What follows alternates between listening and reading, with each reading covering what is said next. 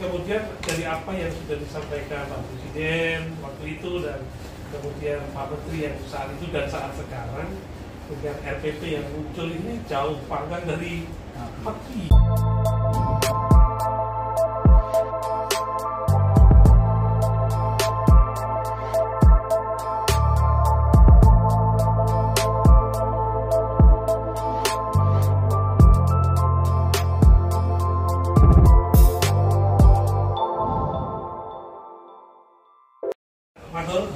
Ya, selamat pagi, assalamualaikum warahmatullahi wabarakatuh. Putri yang saya hormati, saya banggakan dan saya harapkan. Hari ini saya menghadap dua gerbong, Bapak. PPD itu terbelah menjadi dua. Satu ada di PPDI yang kebetulan saya. Ya. Yang satu itu PP PPDI, yang bajunya ini, Pak. Jadi kan beda kan bajunya. Sejak kapan ini? Ya hampir 2 tahun lah. Saya memperkenalkan, beliau ini Pak Mukroni dari Tegal, Jawa Tengah, Pak Adnan Kohar dari Lamongan, Jawa Timur, Pak Samsul dari Tuban, Jawa Timur, Pak Idris dari Lamongan, Pak Ahmad Masud dari Bondowoso, Jawa Timur, Pak Mukas dari Gunung Kidul, Jawa, Pak Agus dari Kebumen, Pak Rofik dari Wonosobo, Pak Cuk dari Paki. Itu begawan. Beliau ini sudah kepala desa, Pak. Amin. Dari Banyumas dan itu Arif dari Wonogiri. Jadi izin Bapak, ada beberapa hal yang ingin kita sampaikan, tapi mohon maaf sebelumnya karena yang kita sampaikan sebenarnya kekecewaan, Bapak. Apa yang kita kecewakan jujur saja di tanggal berapa kemarin kita ada petik di Bandung. Di Bandung di petik RPP. RPP. Ya, RPP. Tanggal 3. RPP 43. RPP 43. Usul ketiga. Iya. Dimana kami ini mohon maaf Bapak, karena memang kemarin kita lancang di tanggal 8 November itu menghadap Pak Jokowi di istana. Tanggal 8 November 2023. Menghadap Pak Prabowo. Oh iya. Pada saat itu Nggak boleh serius betul, harus ada guyon. Iya. Aja lama aku. Ya, terus kemudian tanggal 28-nya kita internalisasi usulan.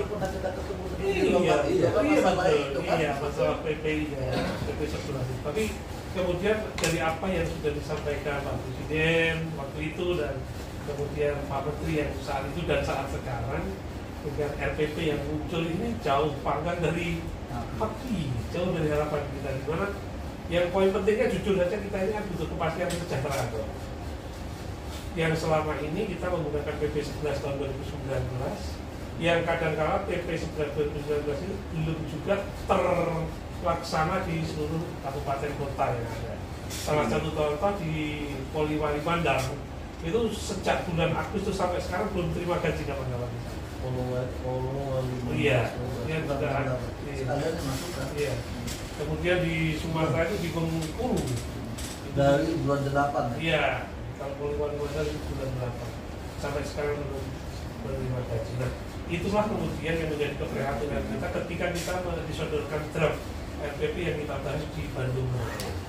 Alhasil, karena kita dapat undangan itu sangat mendesak, draft kita tidak bisa membaca secara detail, kita tidak bisa mempelajari dengan baik, maka pada saat uji petik ini kami ya asal ketemunya saja. Kami tidak sempat untuk mempelajari alasan hukumnya kenapa kita usul begini. Ini yang kemudian kita punya tim Pak. Kita ada tim, tentu saja nanti kawan-kawan dari PP juga demikian. Hanya sekali lagi saya menggarisbawahi apa yang disampaikan Pak itu, boleh saya setel Pak?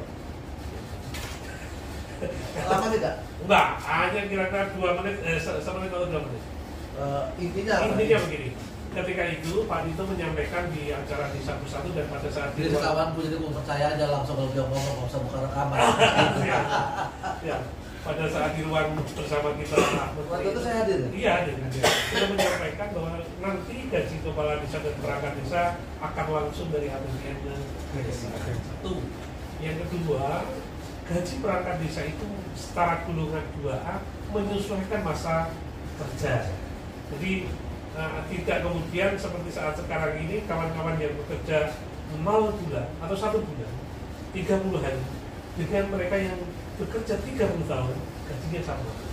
Nah itulah yang kemudian ini kok nggak muncul di RPP kemarin, dan di RPP itu masih kewenangan pemerintah kabupaten, yang tentu saja itu menjadi masalah buat kami.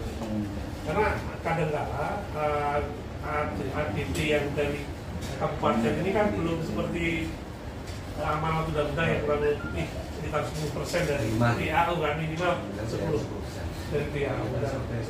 Masih iya, masih sangat jauh dari itu. Makanya kemudian terjadi masalah di beberapa kabupaten, katanya nggak cukup, kabupaten nggak mampu dan lain sebagainya. Padahal kalau kita lihat, kita hitung, teman-teman ini mesti perangkat bisa ngitung Pak Lutfi.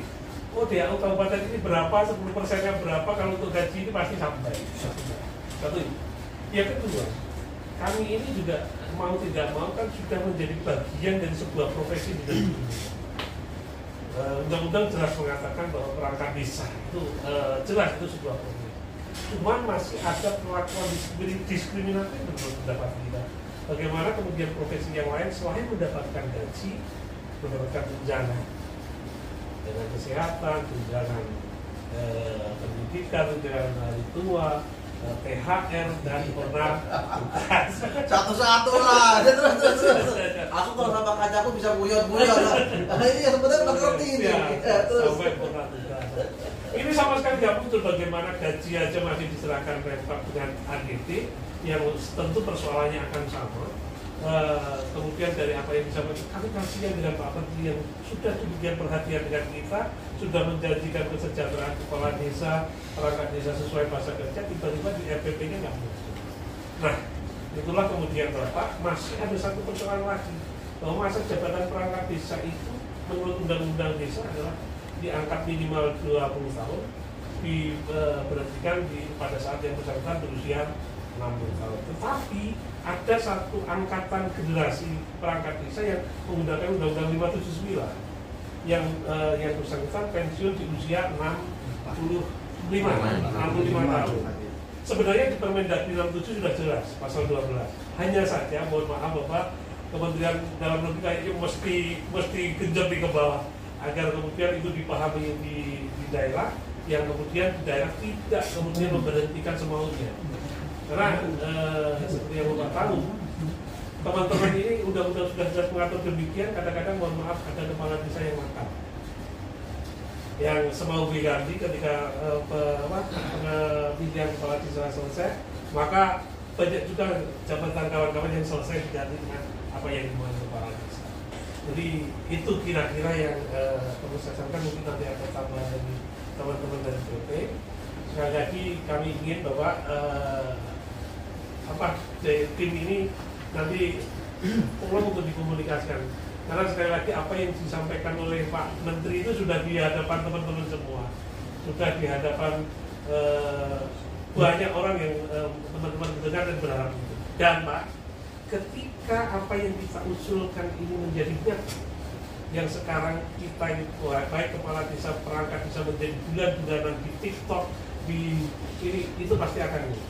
Karena mereka yang di TikTok itu kan sekarang ini menyerang kepala desa dan perangkat desa tentang dana desa, tanpa mereka tahu bahwa yang nakal itu hanya oknum, kemudian digeneralisir semua kepala desa dianggap sama, korupsi dan lain sebagainya. Dengan ini maka kita pastikan penghasilan sudah jelas, teman-teman kesejahteraan terjamin mulai dari tunjangan dan program tugasnya, yang itu artinya mengamankan apa yang menjadi amanat negara kepada desa tentang pelaksanaan undang-undang desa. Kira-kira demikian, kurang lebih mohon maaf yang sebelum ditanggapi biar ditanggapi dulu tambah dari teman-teman. Kalau bisa nanti perwakilan masing-masing, karena saya jam 10.30 ini ada apa? Oh siap. Salah satu siapa yang dimakan, saya akan jawab.